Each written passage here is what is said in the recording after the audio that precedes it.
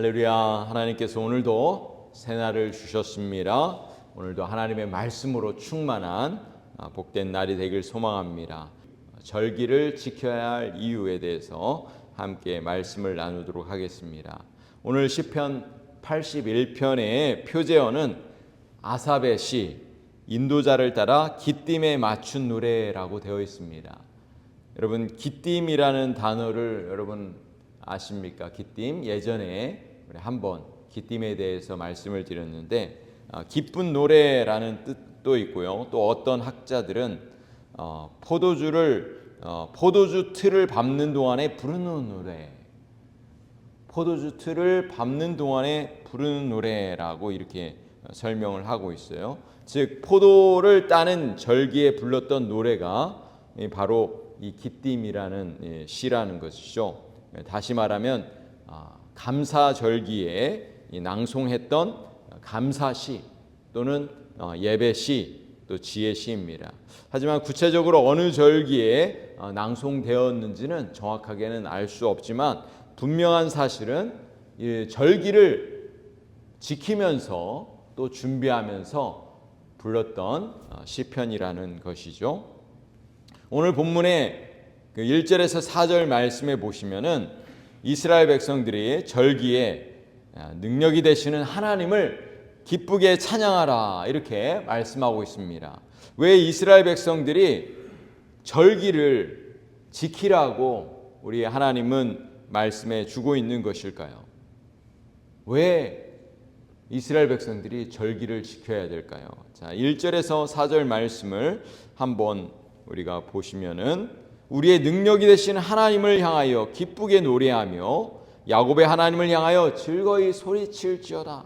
씨를 읊으며 소고를 치고 아름다운 수금에 비파를 아우를지어다. 초하루와 보름과 우리의 명절에 나팔을 불지어다. 이는 이스라엘의 율례요 야곱의 하나님의 규례로다.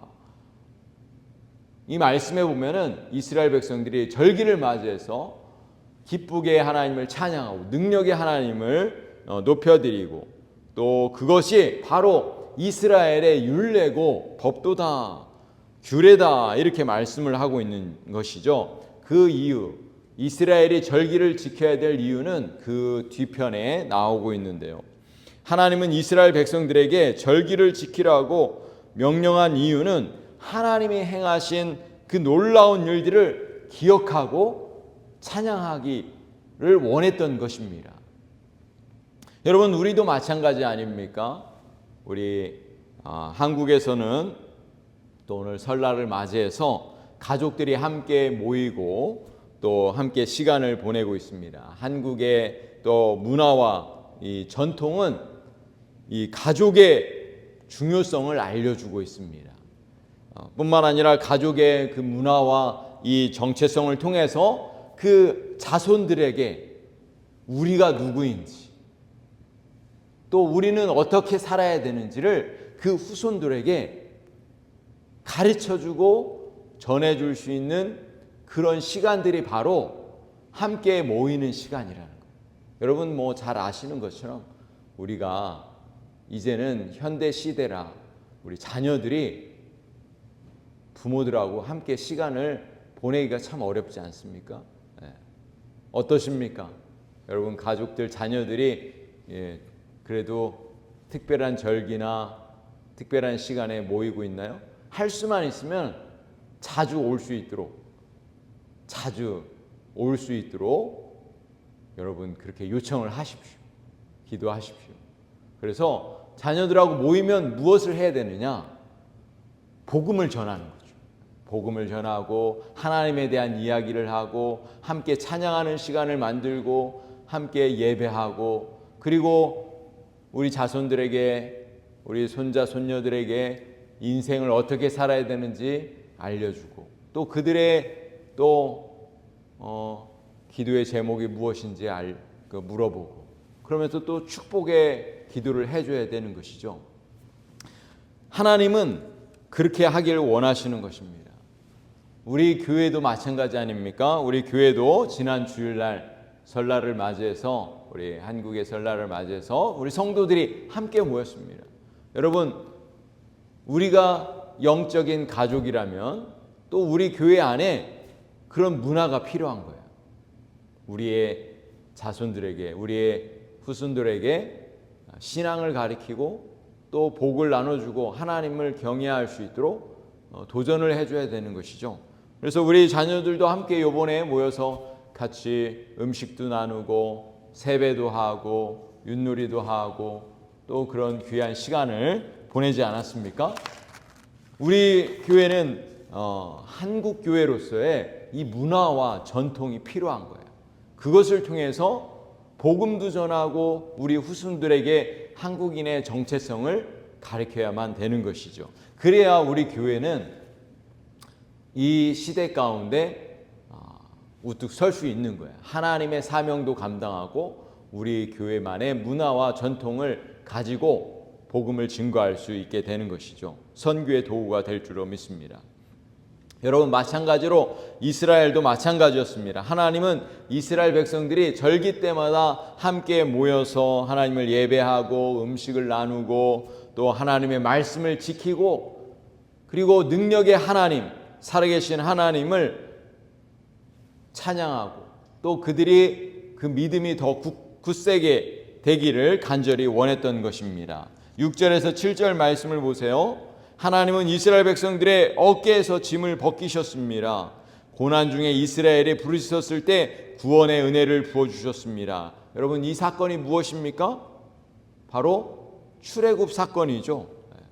이스라엘 민족들에게 이 구원의 사건, 출애굽 사건은 영원히 대대로 기억되어야 될 사건이기 때문에 모일 때마다 구원의 하나님, 능력의 하나님, 놀라운 기적을 일으켜 주셨던 그 하나님을 후손들에게 입으로 그렇게 구전을 통해서 전달했던 것이죠. 오늘 9절 말씀을 보세요. 너희 중에 다른 신을 두지 말며 이방신에게 전하지 말라. 여러분, 이 말씀이 어떤 말씀입니까? 이 말씀은 십계명이죠. 십계명에 대한 말씀. 그런데 그 시편에 이 말씀을 기록을 하고 있는 것이죠. 이스라엘 백성들에게 하나님이 주셨던 그 말씀, 하나님만을 섬기고 구원의 하나님, 능력의 하나님만을 섬기라고 말씀을 하고 있는 거예요. 그러나 이스라엘 백성들은 어떻게 했습니까? 하나님의 말씀에 불순종했죠. 11절 말씀을 보세요. 내 백성이 내 소리를 듣지 아니하며 이스라엘이 나를 원하지 아니하였도다. 우리가 잘 알고 있는 것처럼 이스라엘 백성들은 구원의 은혜를 받았지만 하나님의 음성을 듣지 않았습니다. 불순종했습니다.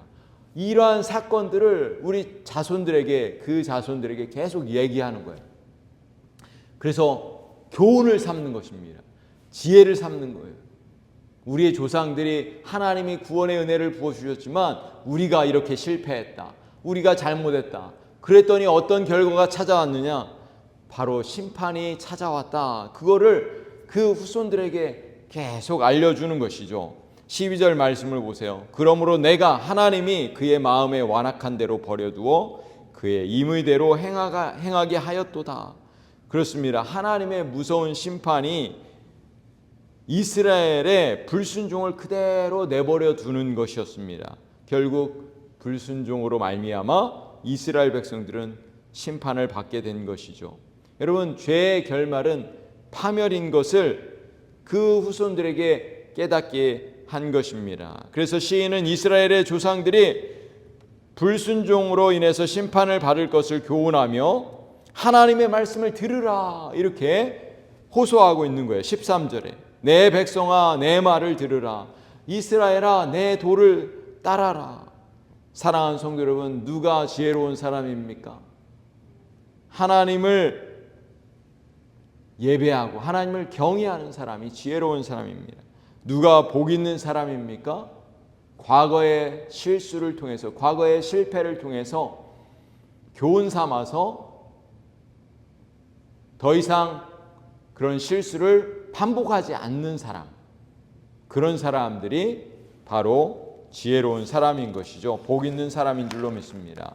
오늘 본문의 14절에서 16절에 보면은 이스라엘 백성들이 하나님의 말씀을 듣고 순종하면 대적으로부터 구원해 줄 것이다. 그리고 뿐만 아니라 하나님은 풍성한 은혜를 부어 주신다고 약속하고 있습니다. 그러나 하나님을 미워하는 자는 심판이 계속될 것을 경고하고 있습니다.